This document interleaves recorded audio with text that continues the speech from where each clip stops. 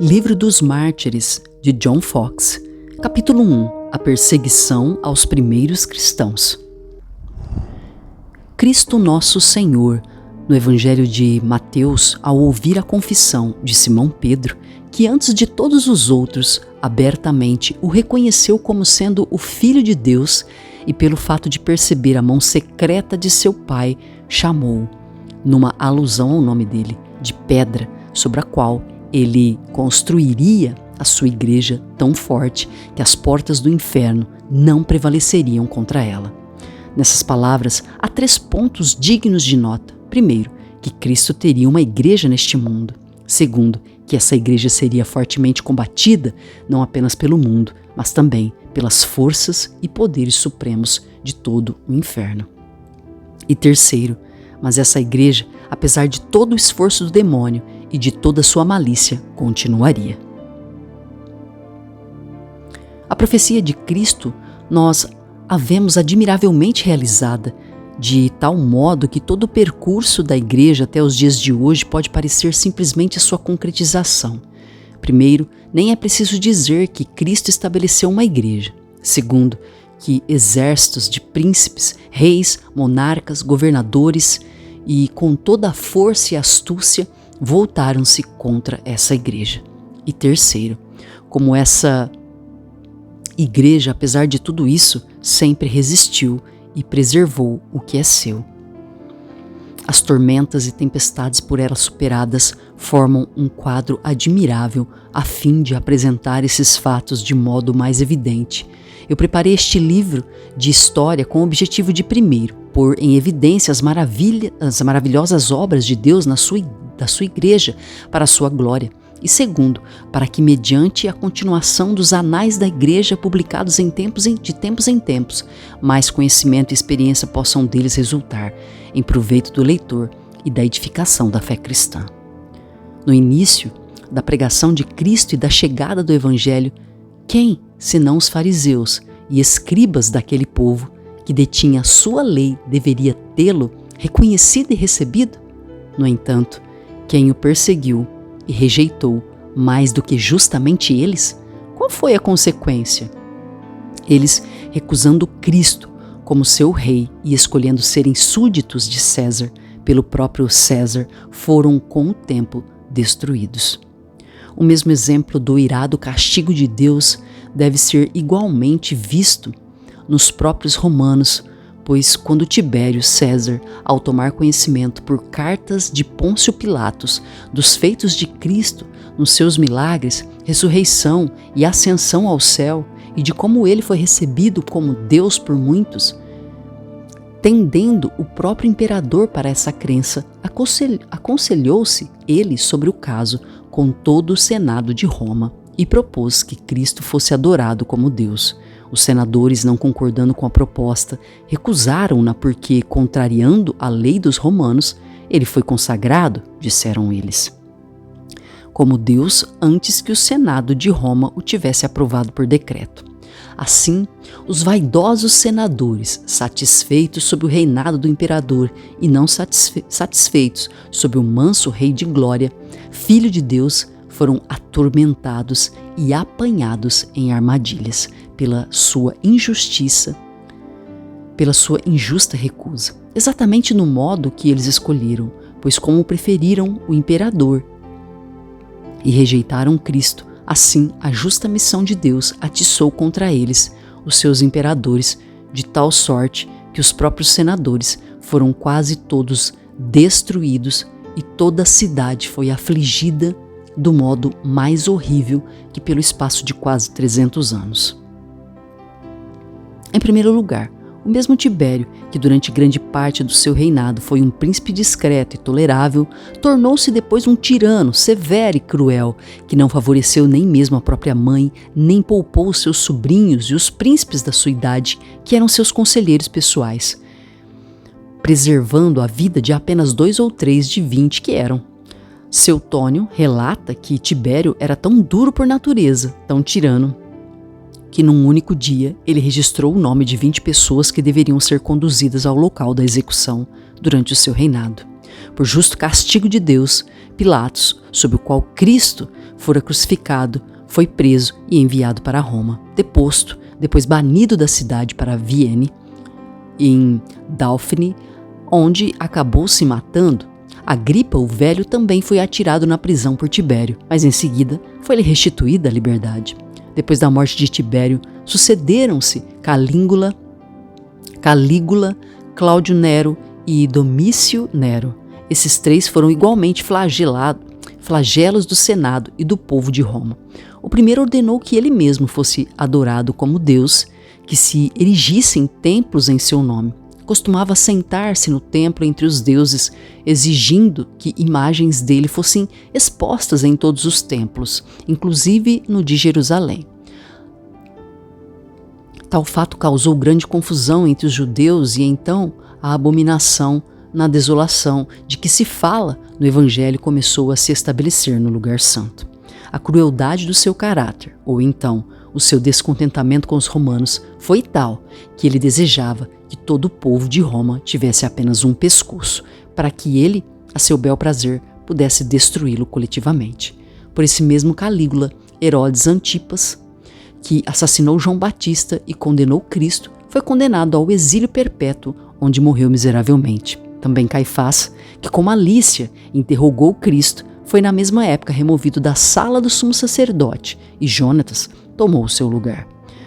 A ferocidade descontrolada de Calígula não cessou, não foi extirpada pela mão do tribuno e dos outros cavalheiros que o assassinaram no 4º ano do seu reinado. Depois de sua morte, foram encontrados no seu gabinete 2 livrinhos, um intitulado A Espada, o outro O Punhal. Neles estavam escritos os nomes dos senadores e nobres de Roma que ele pretendia levar à morte. Além disso, foi encontrado um cofre no qual estavam guardados diversos tipos de veneno dentro de vidros e frascos com a finalidade de destruir um espantoso número de pessoas. Mais tarde, esses venenos, ao serem jogados ao mar, causaram uma grande mortandade de peixe. Mas aquilo que Calígula havia apenas concebido, isso mesmo puseram em prática e outros 2 imperadores que o sucederam, isto é, Cláudio Nero, que reinou durante 13 anos com muita crueldade, mas especialmente o terceiro desses, Nero, o chamado Domício Nero, que, sucedendo a Cláudio, reinou 14 anos com tal furor e tirania que assassinou a maioria dos senadores e destruiu toda a ordem da cavalaria de Roma. Tão prodigioso, monstro da natureza era ele, mais parecendo um animal, ou melhor, um demônio do que um homem, que dava a impressão de ter nascido para a destruição da humanidade. Tal era sua lamentável crueldade que o fez matar a própria mãe, o cunhado, a irmã, sua mulher e seus mestres Sêneca e Lucano. Além disso, ordenou que Roma fosse incendiada em 12 pontos, e assim a cidade ardeu durante 6 dias e 7 noites, enquanto ele, para ter o exemplo de como queimara Troia, cantava versos de Homero, para livrar-se da infâmia desse feito, pôs a culpa nos homens cristãos e os fez perseguir.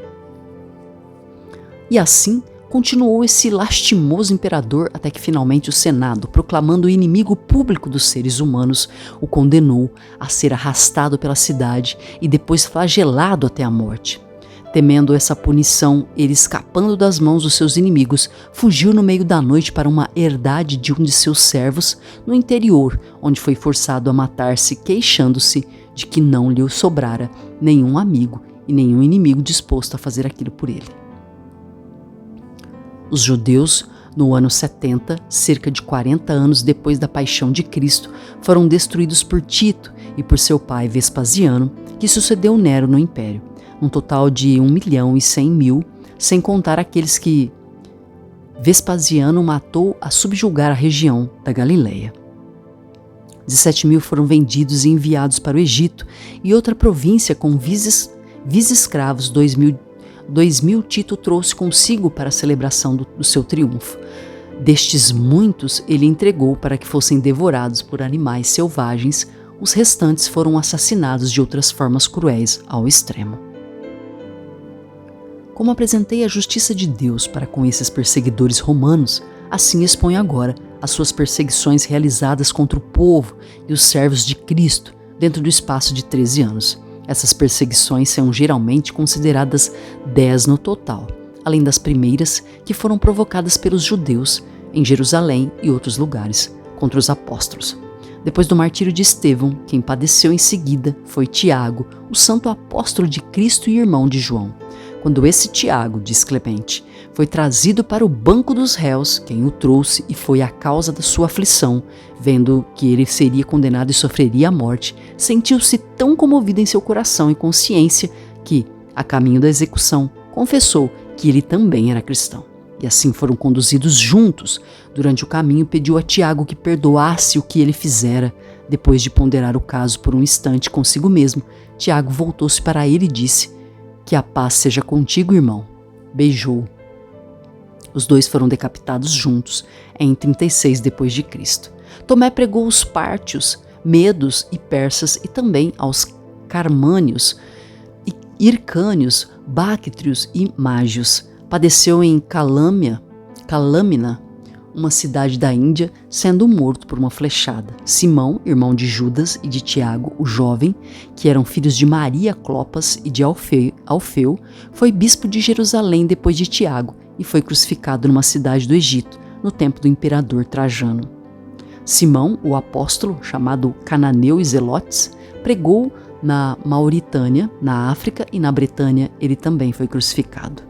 Marcos, o evangelista e primeiro bispo de Alexandria, pregou o evangelho no Egito e lá, amarrado e arrastado para a fogueira, foi queimado e depois sepultado num lugar chamado Búcolos, sob o imperador Trajano. Disse de Bartolomeu, que também pregou aos indianos e que traduziu o evangelho de São Mateus para a língua deles. Por fim, em Albinópolis, cidade da Grande Armênia, após várias perseguições, foi abatido a bordoadas e depois crucificado. Em seguida, após ser esfolado, foi decapitado. Sobre André, o apóstolo e irmão de Pedro, assim escreve Jerônimo: André pregou no ano 80 de Nosso Senhor Jesus Cristo aos sítios e sógdios, aos Sacas e numa cidade chamada Sebastópolis, agora habitada pelos etíopes, e foi sepultado em Patras, cidade de Acaia, depois de crucificado por Egéias, o governador dos Edessenos. Bernardo e Cipriano mencionam a confissão e martírio do apóstolo abençoado, baseando-nos em parte no que dizem eles e em parte no que dizem os outros escritores. Inferimos o seguinte: quando André, por meio da sua diligente pregação, convertera muitos à fé em Cristo, o governador Egéias, sabendo disso, dirigiu-se a Páfras no intuito de forçar todos os que acreditavam em Cristo, todos que acreditavam que Cristo era Deus, com pleno consentimento no Senado, a oferecer sacrifício aos ídolos e prestar-lhes honras divinas. André, achando no início que era bom resistir aos perversos conselhos e atos de Egédias, foi ter com ele e dirigiu-lhe a palavra no seguinte sentido: que convinha a quem era juiz de homens primeiro conhecer o juiz que mora no céu e depois de conhecê-lo, adorá-lo. E assim, na adoração do Deus verdadeiro, afastar a sua mente dos deuses falsos e ídolos cegos. Essas palavras disse André ao procônsul. Mas Egéias, muito aborrecido com tal atitude, quis saber dele se era o mesmo André que derrubara o templo dos deuses e persuadira cidadãos a abraçarem a supersticiosa seita que os romanos recentemente haviam mandado abolir e rejeitar.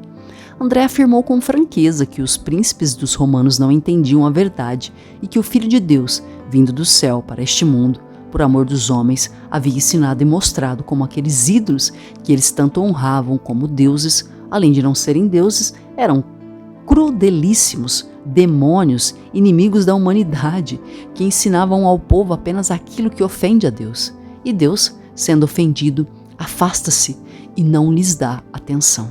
Assim, pelo serviço perverso do demônio, eles mergulham na maldade e depois de sua morte, nada deles sobra, exceto as suas maldades. Mas o procônsul atacou-o e ordenou que André nunca mais ensinasse e pregasse essas coisas. Caso contrário, deveria ser amarrado à cruz imediatamente. André, permanecendo firme e constante em suas convicções, respondeu assim sobre o castigo com que lhe fora ameaçado, que ele não teria pregado a honra e a glória da cruz se temesse a morte na cruz. Depois disso, foi pronunciada a sentença de condenação. André deveria ser crucificado por ensinar e promover uma nova seita e por abolir a religião dos seus deuses. Ao dirigir-se ao lugar do martírio e ao ver ao longe a cruz já preparada, André não mudou nem de semblante nem de cor. Seu sangue não se retraiu, a voz não hesitou, o corpo não desfaleceu, a mente não se perturbou, o entendimento não lhe faltou, como soe acontecer com os homens. Sua voz, porém, falou, extravasando a abundância do seu coração, e uma ardente caridade mostrou-se nas suas palavras, como centelhas de fogo. Disse ele: ó cruz, extremamente bem-vinda e tão longamente esperada, de boa vontade, cheio de alegria e desejo, eu venho a ti, discípulo que sou daquele que pendeu de ti, pois sempre fui teu amante e sempre desejei te abraçar. Aleluia! Mateus, também chamado Levi, primeiro publicano transformado em apóstolo, escreveu seu evangelho endereçado aos judeus na língua hebraica. Depois de converter-se à fé, a Etiópia e todo o Egito, Hircano, o rei deles, mandou alguém traspassá-lo com uma lança. Filipe, o santo apóstolo, depois de muito ter trabalhado entre as nações bárbaras pregando-lhes a palavra de salvação, no fim padeceu em Hierápolis, cidade de Frígia, onde foi crucificado e apedrejado até a morte.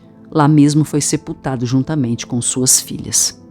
Sobre Tiago, o irmão do Senhor, lemos o seguinte: Tiago assumiu o governo da igreja com os apóstolos, destacando-se entre todos os homens, desde o tempo de nosso Senhor, como alguém justo e perfeito. Não tomava vinho nem bebida alcoólica, não comia alimento algum de origem animal.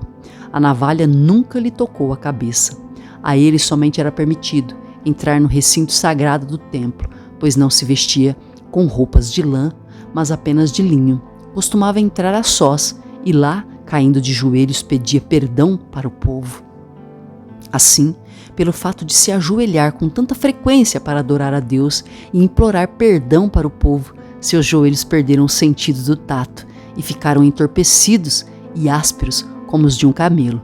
Ele foi, pela excelência de sua vida justa, chamado de o justo e salvaguarda do povo. Por isso, quando muitos dos seus homens importantes passaram a crer, houve um tumulto provocado pelos judeus, escribas e fariseus, os quais diziam: corre-se o perigo de que todo o povo venha a considerar Jesus como Cristo. Reuniram-se, portanto, entre si e disseram a Tiago: nós te imploramos para refrear o povo, pois as pessoas creem em Jesus como se ele fosse o Cristo. Nós te rogamos para persuadir a todos os que vieram para a festa da Páscoa a pensarem corretamente sobre Jesus, pois todos prestaram ouvidos a ti e todo o povo atesta que tu és justo e que não aceitas a pessoa de qualquer homem. Portanto, persuade o povo para que ninguém seja enganado a respeito de Jesus, pois todo o povo, até nós mesmos, estamos dispostos a obedecer-te. Por isso, fica de pé sobre o pináculo do templo, para que possas ser visto no alto e tuas palavras possam ser ouvidas por todos, pois todas as tribos e muitos gentios se reuniram para a Páscoa.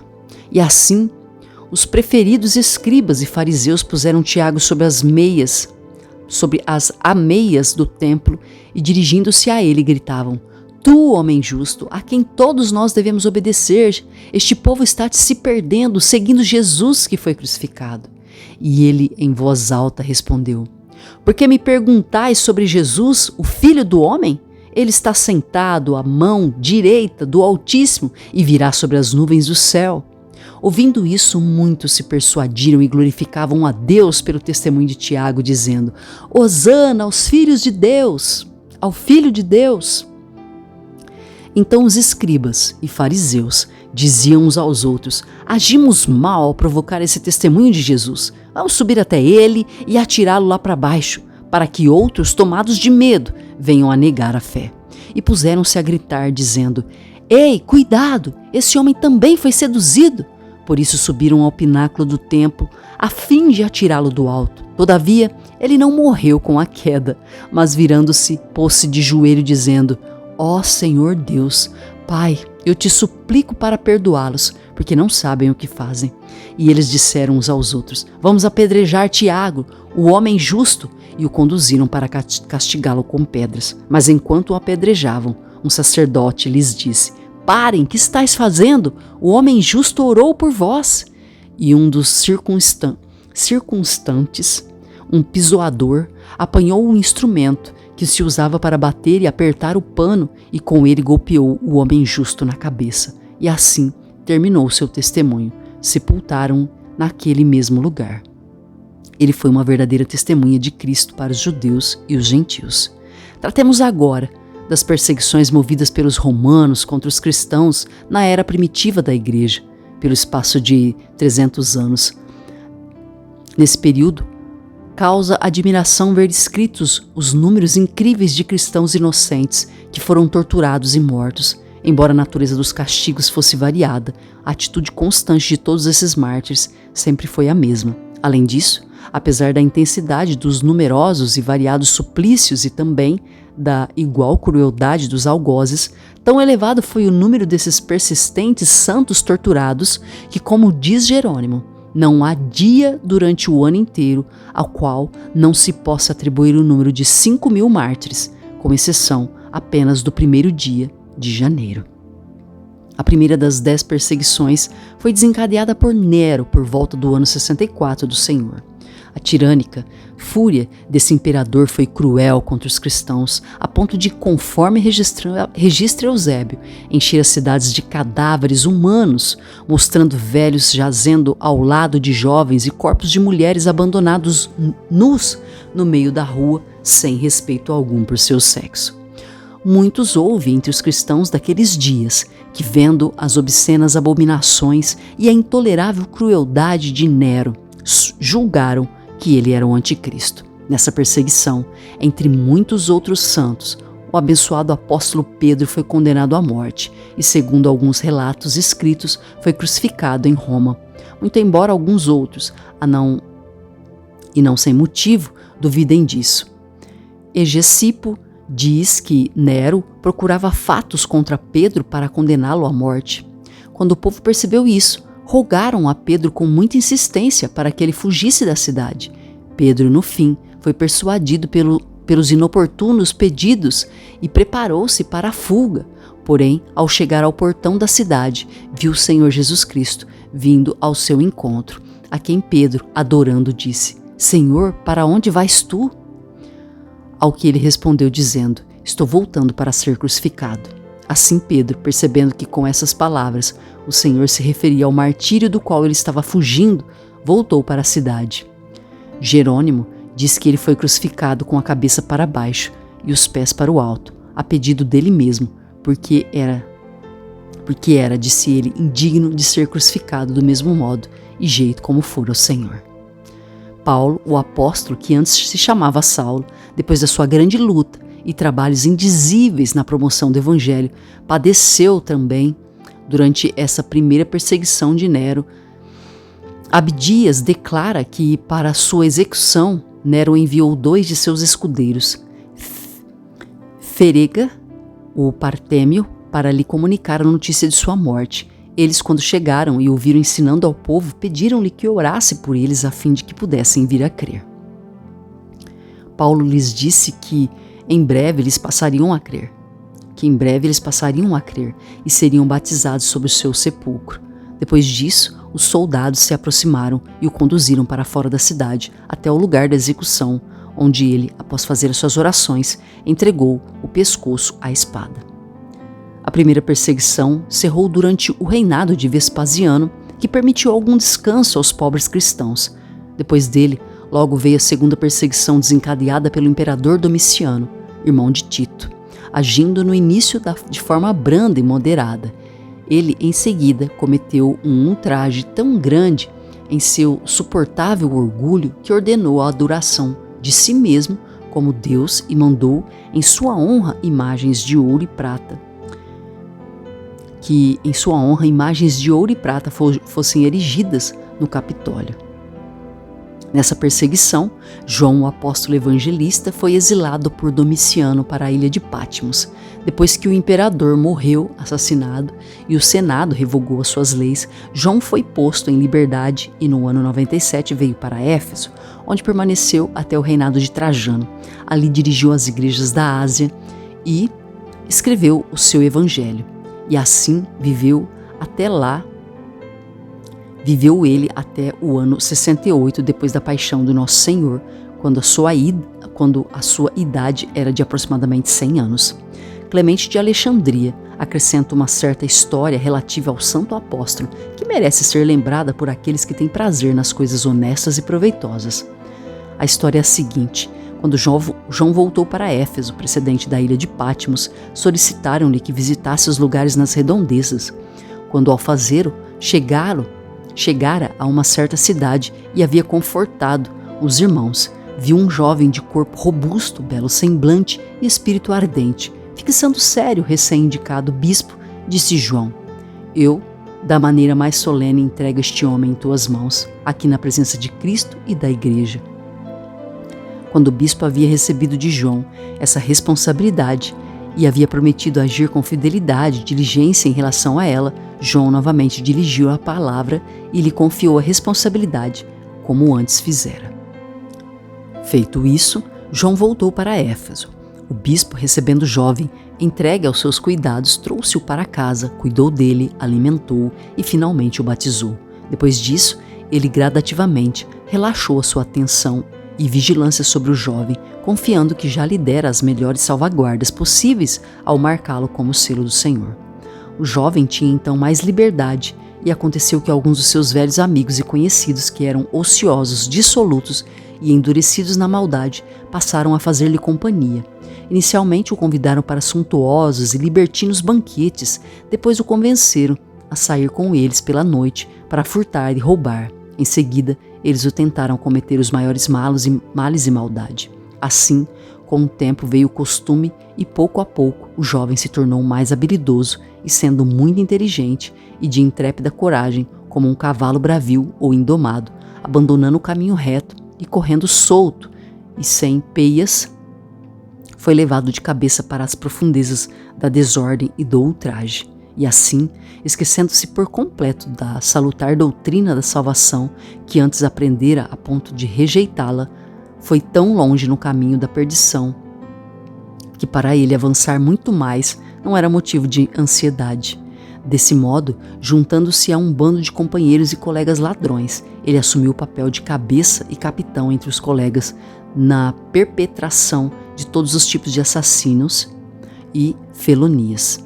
Aconteceu que João foi novamente solicitado a visitar aquela região. Veio a encontrar-se com o bispo a quem nos referimos antes. Cobrou dele que prestasse contas do compromisso assumindo na presença de Cristo e da congregação que estivera presente na ocasião. O bispo, algo surpreso com as palavras de João, supondo que se referissem a algum dinheiro posto sob sua custódia e que ele não recebera, mas mesmo assim não ousava desconfiar de João nem contrariar-lhe as palavras, não sabia o que responder. Então João, percebendo a sua perplexidade, expressando o que queria dizer de modo mais claro, explicou: o jovem e a alma do nosso irmão posta sob a sua custódia, eu os exijo. Então o bispo, lamentando e chorando em altos brados, disse: ele morreu. E João indagou: como? Qual foi a causa da morte? Disse o outro: ele morreu para Deus, pois se tornou um homem mau e desregrado e acabou como um ladrão. Agora frequenta a montanha em vez da igreja, na companhia de malfeitores e ladrões iguais a ele. Nesse ponto, o apóstolo rasgou suas vestes e, lamentando muito, disse: que belo guardião da alma de seu irmão deixei aqui. Arranje-me um cavalo e arrume um guia que me acompanhe. Feito isso, providenciados o cavalo e o homem, ele saiu às pressas da igreja. Chegando ao lugar indicado, foi preso por ladrões que estavam à espreita. Mas ele, sem tentar fugir ou resistir, disse: vim até aqui com uma finalidade. Levem-me, disse ele, ao seu capitão. Assim se cumpriu o seu pedido e o capitão, armado até os dentes, começou a examiná-lo de modo impiedoso. Logo em seguida, ao reconhecê-lo, foi tomado de confusão e vergonha e empreendeu uma fuga. Mas o velho seguiu como pôde. E esquecendo-se da idade, gritava: "Meu filho, por que foges de teu pai?"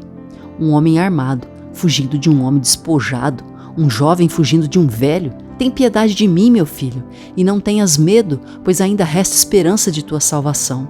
Eu responderei a Cristo por ti, eu morrerei por ti, se for preciso, como Cristo morreu por nós. Eu darei a minha vida por ti. Acredita-me, foi Cristo que me enviou. O capitão, ouvindo tais palavras, primeiro, como se estivesse confuso, ficou estático, e com isso sua coragem se abateu. Depois, jogou as armas no chão e aos poucos começou a tremer. Sim, e depois chorou amargamente. Em seguida, aproximando-se do velho, abraçou e falou com ele, chorando, da melhor maneira que pôde, sendo novamente batizado no ato com lágrimas, mas escondia a mão direita que estava encoberta. Em seguida, o apóstolo, depois de prometer que obteria o perdão do nosso Salvador, orou caindo de joelhos e beijou-lhe a mão direita, assassina, que por vergonha ele antes não ousava mostrar. Agora purificada pelo arrependimento, e o trouxe de volta para a igreja, e quando havia rogado por ele com oração contínua e jejuns diários, e o havia fortalecido e confirmado a sua mente com muitas máximas, João o deixou novamente restaurado para a igreja, um grande exemplo de sincera penitência, prova de regeneração e um troféu da futura ressurreição.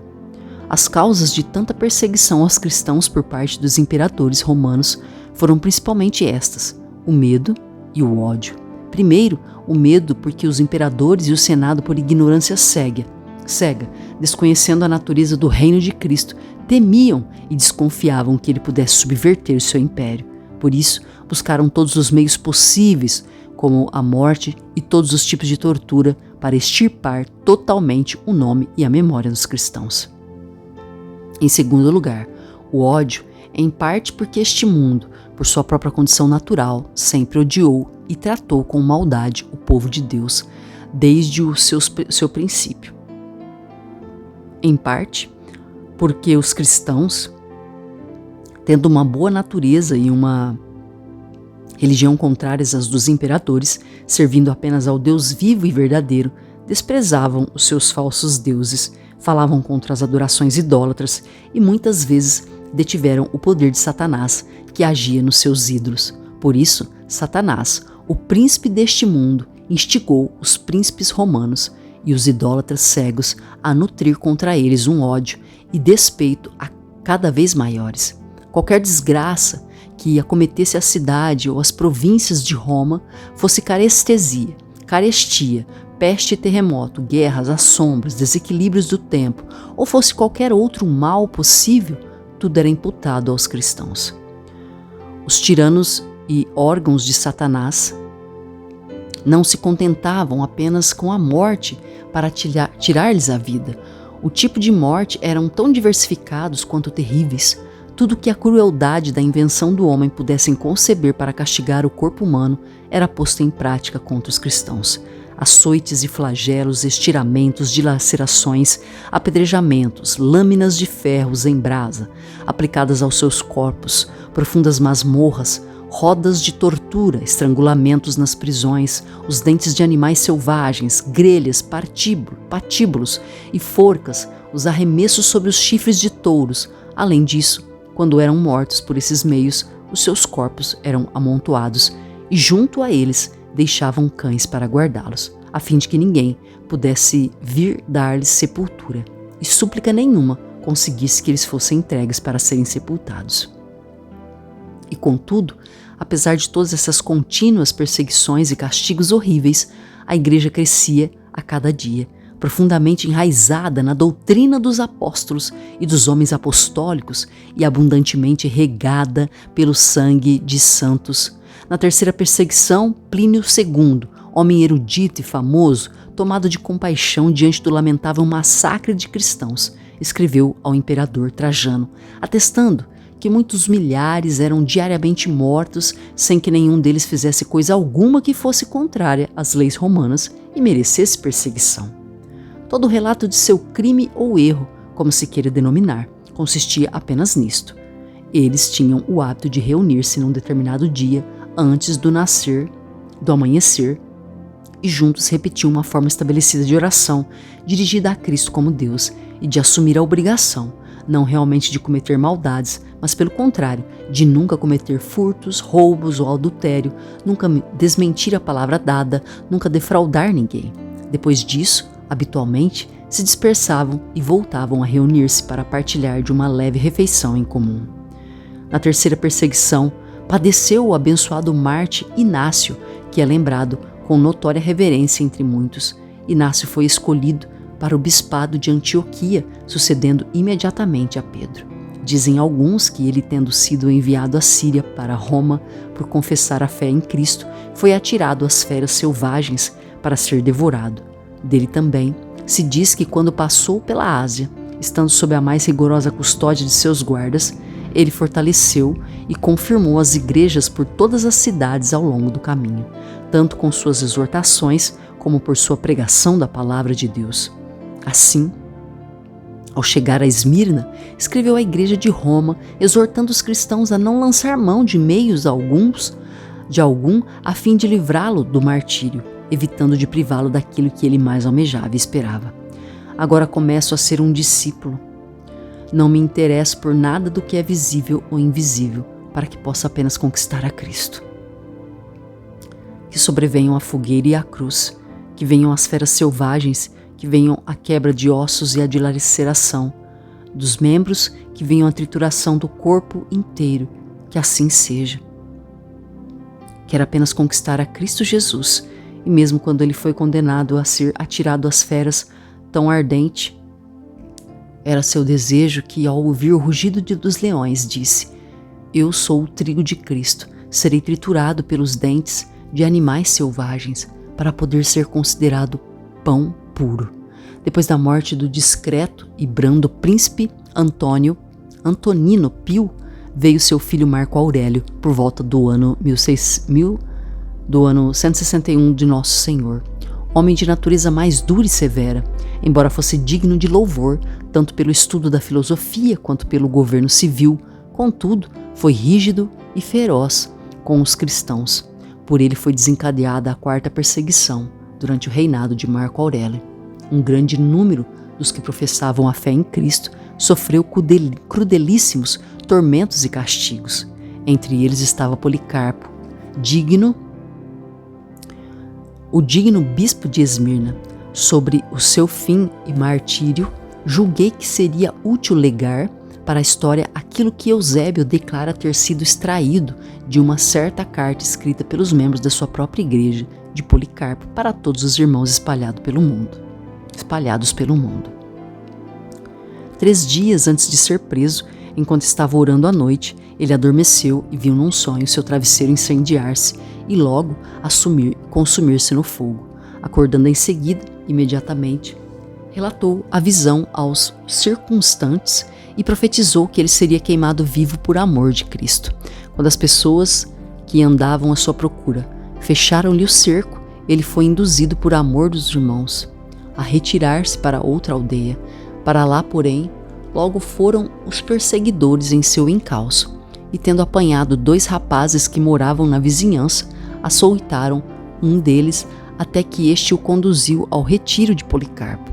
Os perseguidores, tendo chegado tarde da noite, descobriram que ele já fora para a cama, no alto da casa.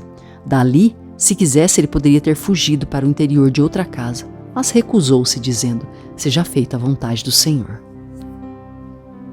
Ao saber que os perseguidores haviam chegado, desceu e dirigiu-lhe a palavra com semblante alegre e agradável, de modo que eles nunca haviam visto, e ficaram maravilhados contemplando a sua venerável idade e gravidade, e perguntavam-se por que deveriam se preocupar tanto com a captura de um homem tão velho.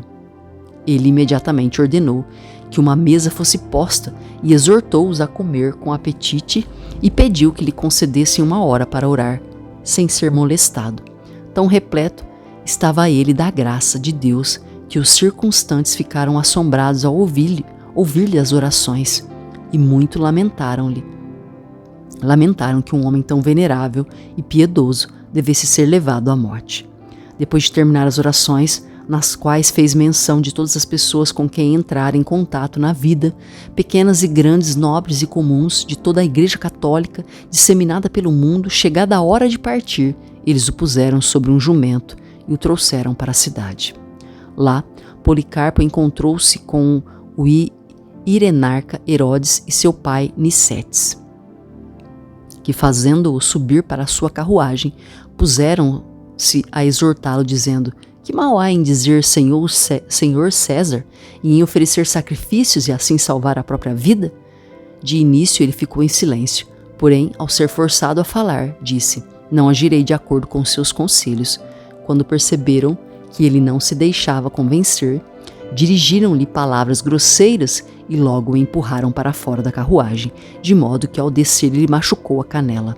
Todavia, imperturbável como se nada estivesse sofrendo, foi em frente, exultante, escoltado pelos guardas até o estádio.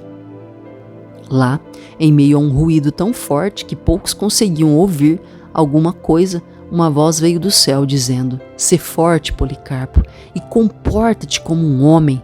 Ninguém viu quem falou, mas muitos ouviram a voz.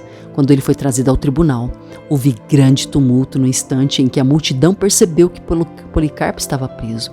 O procônsul perguntou-lhe se ele era Policarpo. Ao ouvir a confirmação, ele aconselhou a negar a Cristo, dizendo-lhe: olhe para si mesmo e tenha pena de sua idade avançada. E acrescentou muitas outras frases que eles costumam dizer, tais como: jure pela fortuna de César, arrependa-se e diga abaixo os ateus. Então Policarpo, com um aspecto grave, contemplando toda a multidão no estádio e acenando-lhe com a mão, emitiu um profundo suspiro e, erguendo os olhos para o céu, disse: removam-se os ateus. Então o procônsul insistiu com ele, dizendo: jure e eu porei em liberdade, renegue a Cristo. Respondeu Policarpo: há 86 anos eu o sirvo, ele nunca me faltou. Como então blasfemarei meu rei que me salvou? O procônsul novamente insistiu: jure pela fortuna de César. Respondeu Policarpo: uma vez que sempre em vão o Senhor se esforça para me fazer jurar pela fortuna de César, como o Senhor diz, fingindo ignorar meu verdadeiro caráter, ouça-me declarar com franqueza o que sou. Eu sou um cristão. E se deseja aprender a doutrina cristã, marque um dia, então poderá me ouvir. Ouvindo isso, disse o procônsul: tenho feras selvagens, se não se arrepender eu entregarei a elas. Mande trazê-las, replicou Policarpo. Pois para nós o arrependimento é uma atitude ruim quando significa mudar do melhor para o pior, mas é uma atitude boa quando significa uma mudança do mal para o bem. Aleluia! Se não se arrepender, domarei você com fogo, disse o procônsul, uma vez que despreza as feras selvagens. Então Policarpo disse: o Senhor me ameaça com um fogo que queima durante algumas horas e logo se apaga, mas o fogo do julgamento futuro e do castigo eterno reservado para os ímpios, esse o Senhor ignora, mas porque está se delongando, faça tudo como lhe agradar. Aleluia! O procônsul mandou o arauto proclamar 3 vezes no meio do estádio: Policarpo confessou que é cristão. Mal essas palavras foram proferidas, toda a multidão, tanto gentios quanto judeus, que moravam em Esmirna, com fúria violenta, se pôs a gritar: este é o doutor da Ásia, o pai dos cristãos e o destruidor dos nossos deuses, que ensinou muitos a não oferecer sacrifícios e não adorar. A essa altura pediam ao asiarca Felipe para que soltasse um leão contra Policarpo, mas ele recusou-se, alegando que havia encerrado seu espetáculo. Então puseram-se a gritar em uníssono que ele deveria ser queimado vivo, pois sua visão precisava se cumprir. A visão que ele tivera imediatamente apanhou lenha e outros materiais secos nas oficinas e nos banhos. Nesse serviço, os judeus, com sua costumeira maldade, sentiram-se particularmente dispostos a ajudar. Quando quiseram amarrá-lo na fogueira, disse Policarpo: Deixe-me como estou, não é preciso prender-me com pregos, pois aquele que me dá forças para suportar o fogo também me fará permanecer na fogueira, sem eu querer fugir. Assim, ele foi amarrado, mas não pregado. Disse ele então: Ó Pai, eu te bendigo, por me teres considerado digno de receber o meu prêmio entre os mártires. Aleluia! Assim que ele proferiu a palavra Amém, os oficiais acenderam o fogo. A chama, formando uma espécie de arco semelhante à vela enfunada de um barco, envolveu feito um muro o corpo do Marte que estava no meio do fogo, não como carne queimando, mas sim como ouro e prata, sendo purificados na fornalha. Recebemos em nossas narinas um aroma semelhante ao que se evola do incenso ou de alguns outros perfumes preciosos. Finalmente, o povo maldoso, ao perceber que seu corpo não poderia ser consumido pelo fogo, mandou que o carrasco se aproximasse e nele enterrasse a espada. Imediatamente, com uma quantidade tão grande de sangue jorrou que o fogo se extinguiu, mas o invejoso, maligno e despeitado inimigo do justo procurou um jeito de nos impedir de recolher o pobre corpo. De fato, algumas pessoas sugeriram a Nicetes a procurar o procônsul e pedir-lhe que não entregasse o corpo aos cristãos. Para evitar, disseram eles que abandonando o crucificado, eles passem a adorar a ele. Isso disseram depois de ouvir as sugestões e argumentos dos judeus, que também nos vigiaram quando queríamos retirar o corpo da fogueira. O centurião, percebendo a malevolência dos judeus, fez colocar o corpo no meio do fogo e queimá-lo. Recolhemos em seguida os seus ossos mais preciosos que ouro e joias e os depositamos num lugar adequado. Durante a mesma perseguição, padeceram os gloriosos e muito constantes mártires de Lyon e Vigne, 2 cidades da França, dando um retumbante testemunho e para todos os cristãos um espetáculo ou exemplo singular de fortaleza em Cristo, nosso Salvador. A história deles é assim contada pelas suas próprias igrejas onde padeceram. Empregou-se toda a fúria da multidão, do governador e dos soldados contra o diácono Santo de Verne, imaturo, na verdade, um recém-convertido, mas também um magnânimo lutador em questões espirituais contra Átalo de Pérgamo, um homem que sempre fora um pilar e suporte da nossa igreja.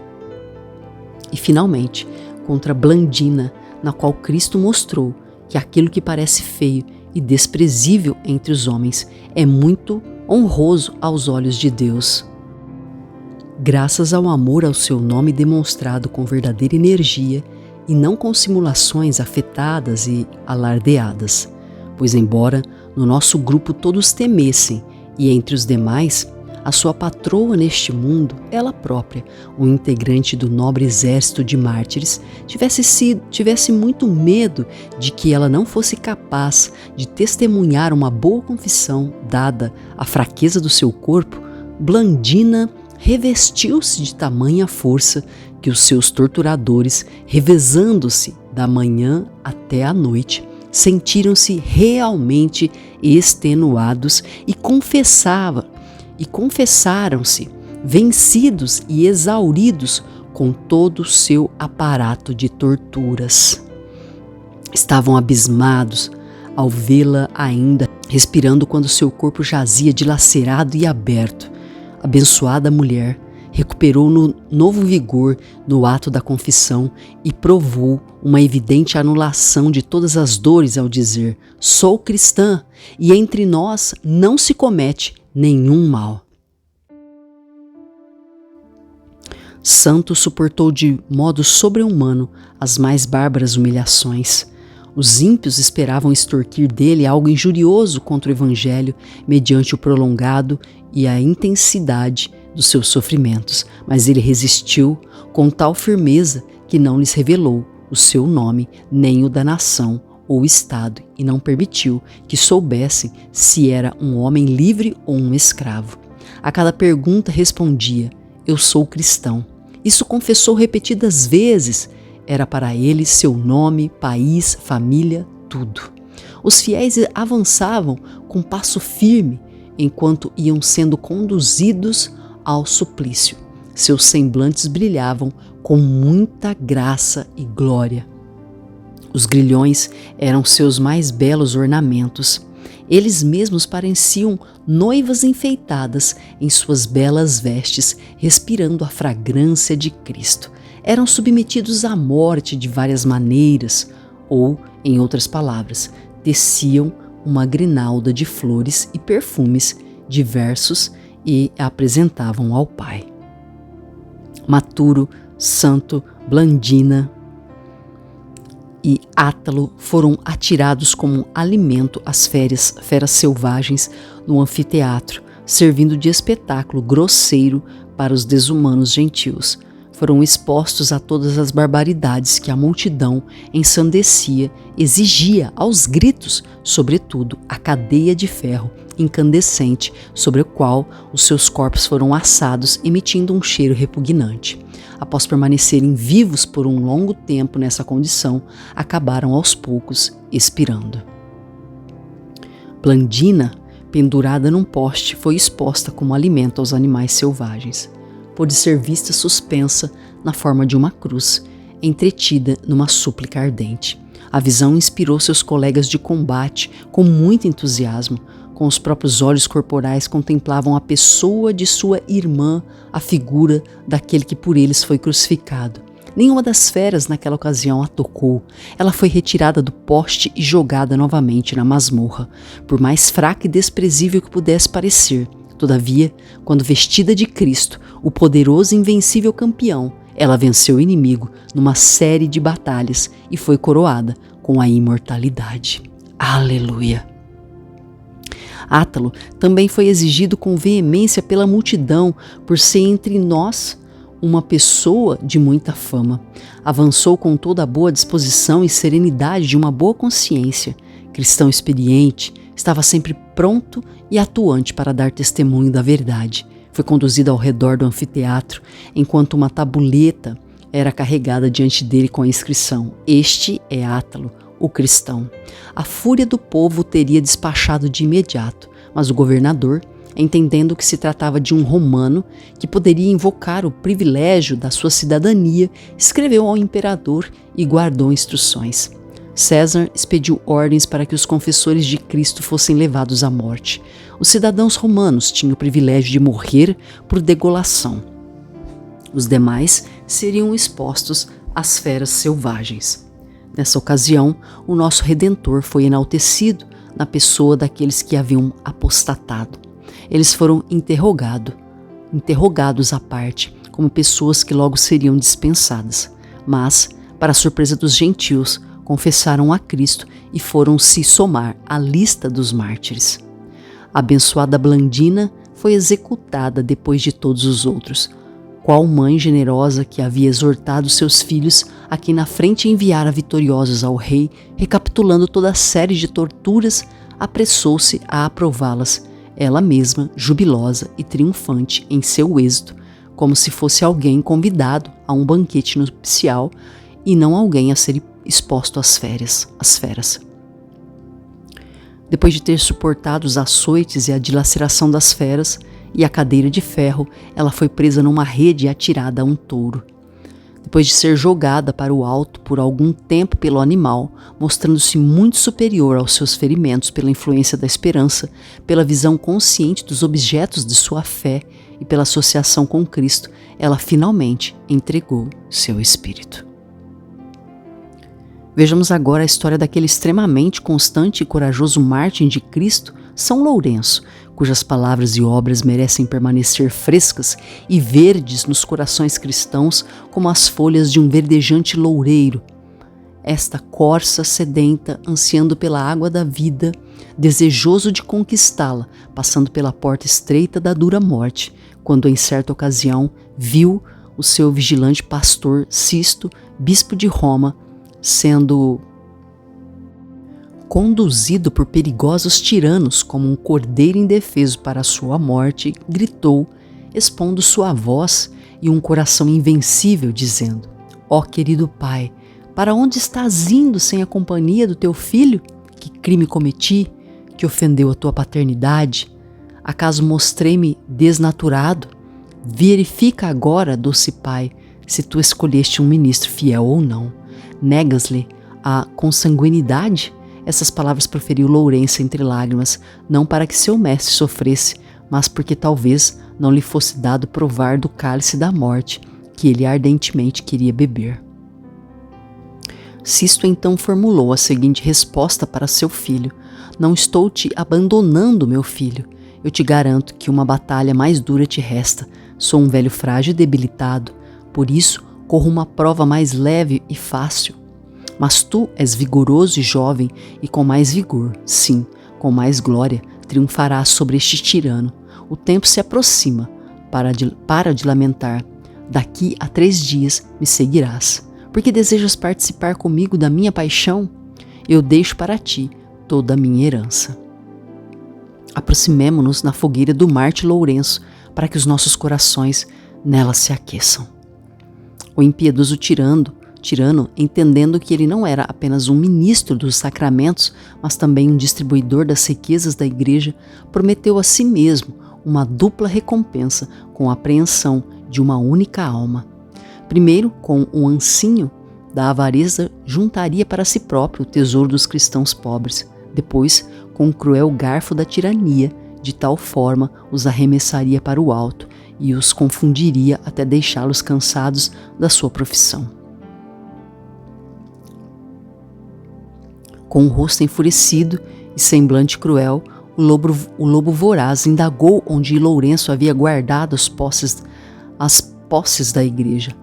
Este, pedindo um prazo de 3 dias, prometeu declarar onde seria possível encontrar o tesouro.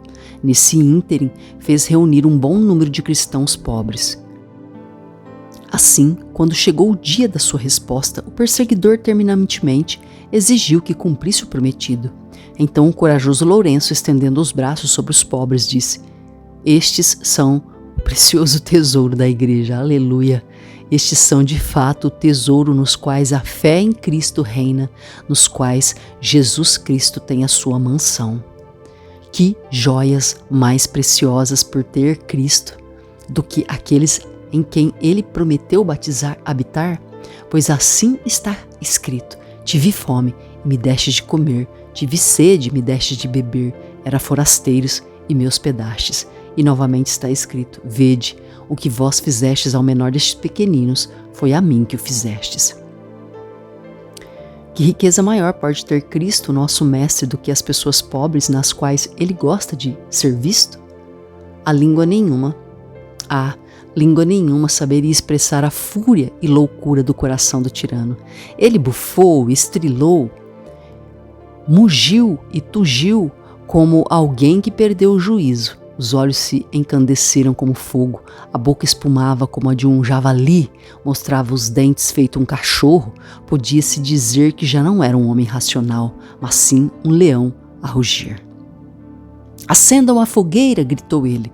Não economizem lenha. Este vilão ludibriou o imperador? Fora com ele, castiguem-no com açoites, façam-no pular com pauladas. O traidor quis brincar com o imperador? Belisquem-no com tenazes incandescentes, apertem-no entre lâminas, em brasa, tragam as correntes mais fortes com espetos incandentes e a cama com grande ferro.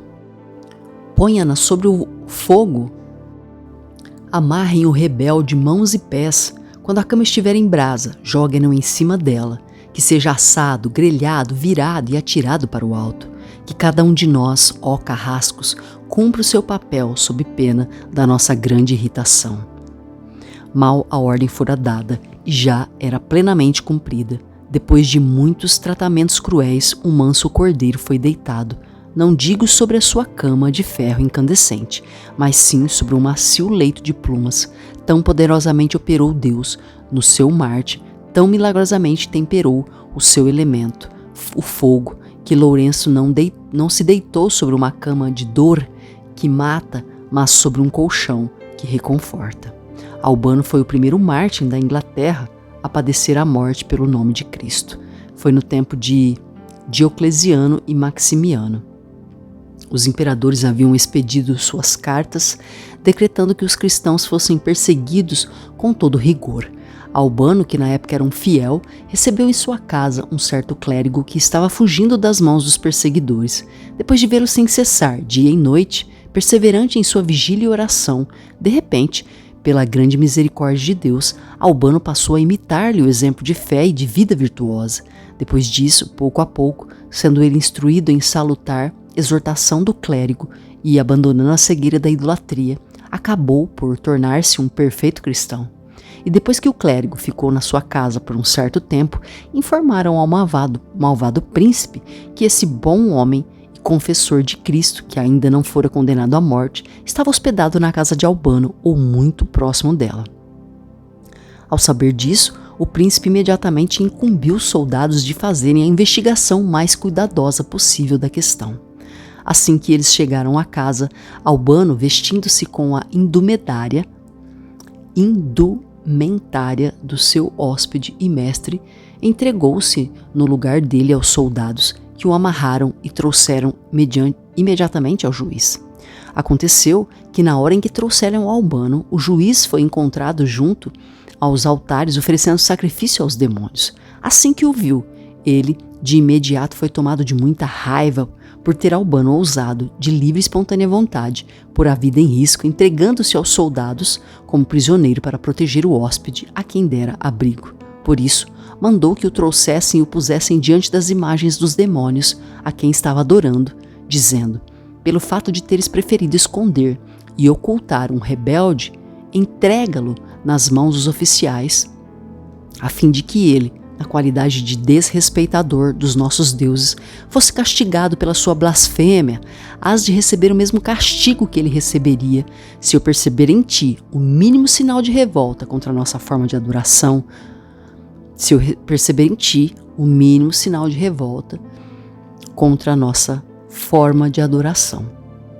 Mas o abençoado Albano, que por iniciativa própria havia revelado aos perseguidores que era cristão, não se intimidou ante as ameaças do príncipe. Armado com a couraça espiritual, abertamente declarou que não obedeceria às ordens recebidas. Disse então o juiz: de que família ou parentesco és tu? Respondeu Albano: que importância tem para o senhor saber de que família sou?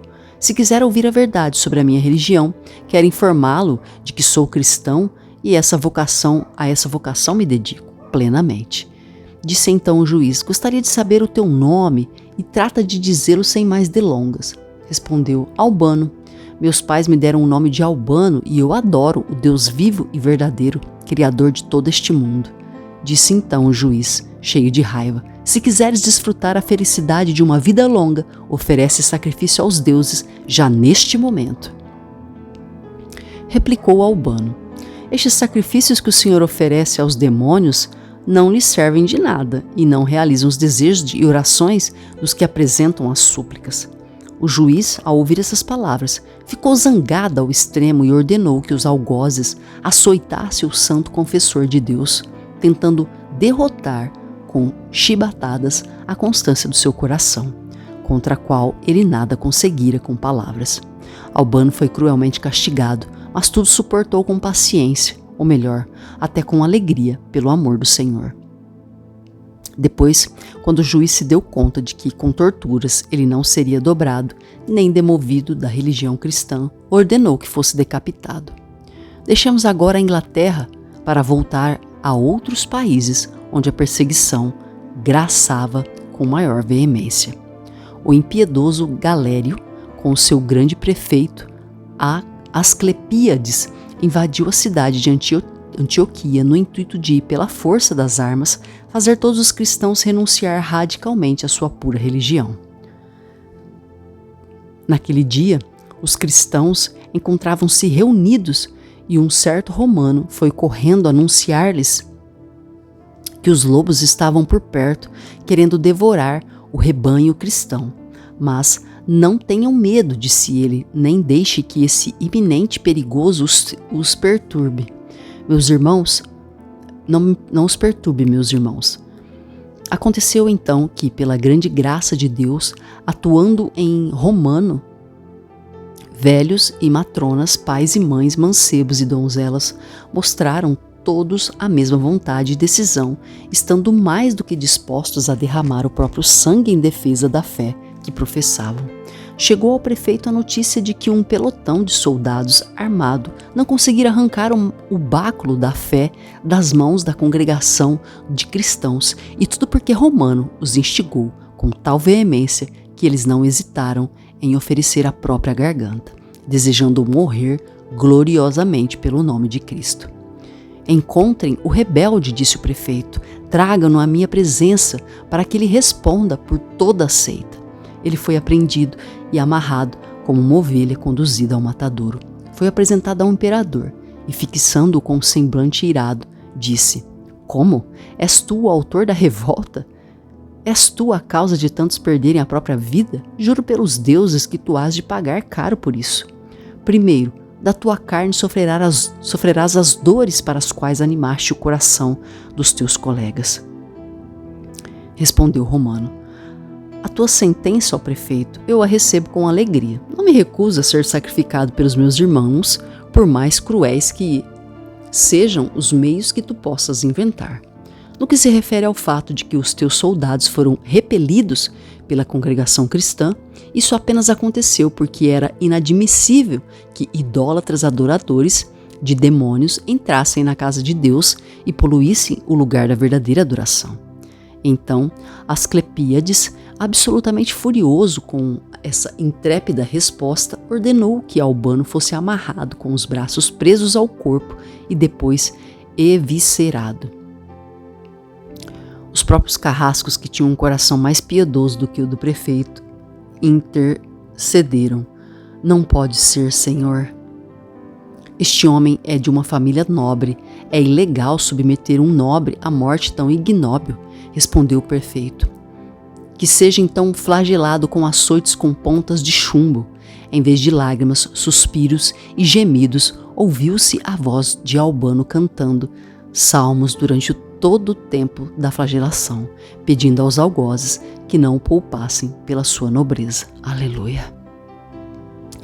Não é o sangue dos meus progenitores, dizia ele, mas sim a profissão de fé cristã que me faz nobre.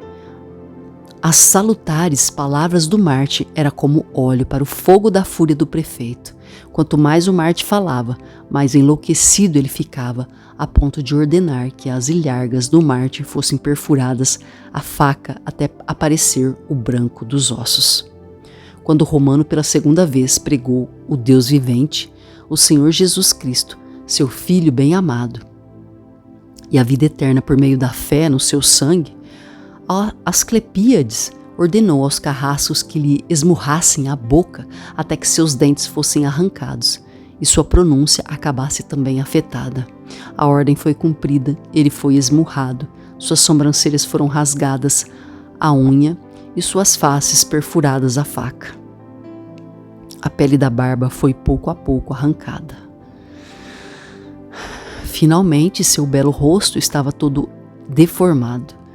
Disse o dócil Marte: Eu lhe agradeço, ó prefeito, por ter aberto em mim muitas bocas, com os quais posso pregar a Cristo, meu Senhor e Salvador. Veja, cada ferida que eu tenho é uma boca, louvando e cantando a Deus. O prefeito, assombrado com essa singular constância, ordenou que suspendessem as torturas, ameaçou o nobre Marte com o fogo cruel, insultou e blasfemou a Deus, dizendo: O teu Cristo crucificado não é mais que um Deus de ontem. Os deuses dos gentios são de extrema antiguidade. Nesse ponto, Romano, aproveitando a ocasião, fez um longo discurso sobre a eternidade de Cristo, sua natureza humana e sobre a sua morte e expiação pela humanidade. Em seguida, disse ele: Dê-me, ó prefeito, uma criança de apenas 7 anos de idade, isenta de malícia, de outros vícios, com os quais a idade mais madura geralmente está infectada, e o Senhor ouvirá o que ela tem a dizer. Seu pedido foi aceito. Dentre a multidão, chamou o menininho que foi colocado diante do mártir. Seu pedido foi aceito. Dentre a multidão, chamou-se um menininho que foi colocado diante do mártir. Dize-me, filhinho, disse ele, se tu achas que há razão para que adoremos a um só Cristo, e em Cristo a um só Pai, ou então para que adoremos a muitos deuses? Ao que o menininho respondeu: Certamente, aqueles que os homens afirmam ser Deus, seja o que for, deve ser um só. O que lhe é próprio é único.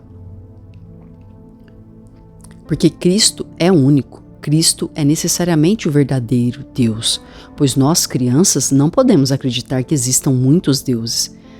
A essa altura, o prefeito, tomado de puro espanto, disse: Tu, jovem vilão e traidor, onde e de quem aprendeste essa lição?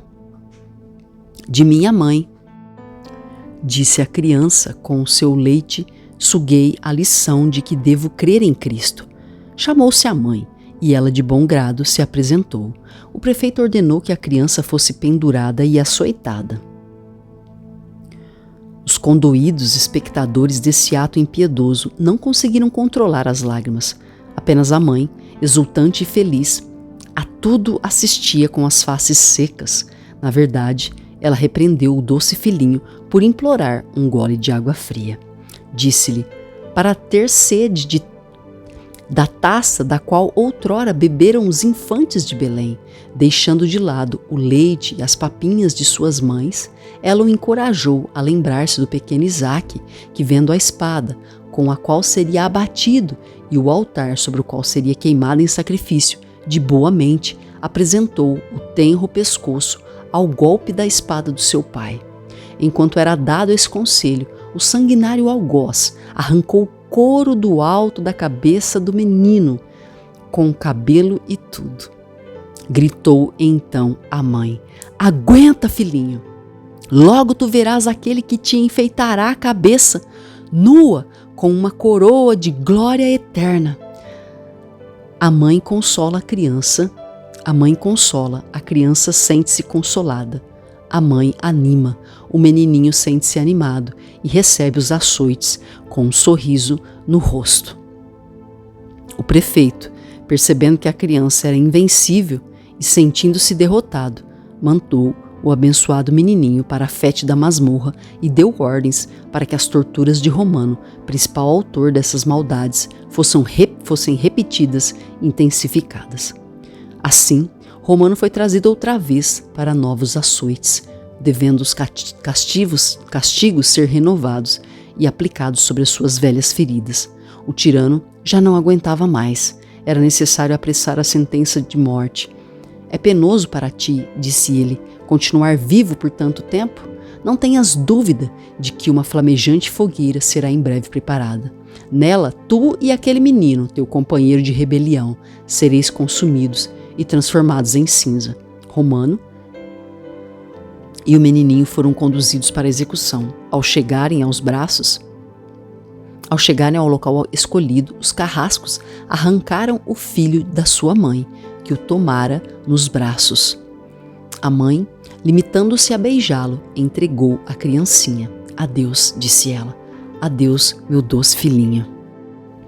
Quando tiveres entrado no reino de Cristo, lá, no teu abençoado estado, lembra-te da tua mãe. E enquanto o carrasco aplicava a espada ao pescoço da criancinha, ela cantou assim: Todo louvor do coração e da voz nós te rendemos, Senhor, neste dia em que a morte deste santo recebes com muito amor. Tendo sido cortada a cabeça do inocente, a mãe a envolveu em seu vestido e a segurou no colo. Do lado oposto, uma grande fogueira foi acesa, na qual Romano foi atirado. No mesmo instante, desabou uma grande tempestade. Finalmente, o prefeito, sentindo-se confuso diante da força e coragem do mártir, deu ordens rigorosas para que ele fosse reconduzido à prisão, onde deveria ser estrangulado. Confira o próximo capítulo, a história de Constantino o Grande.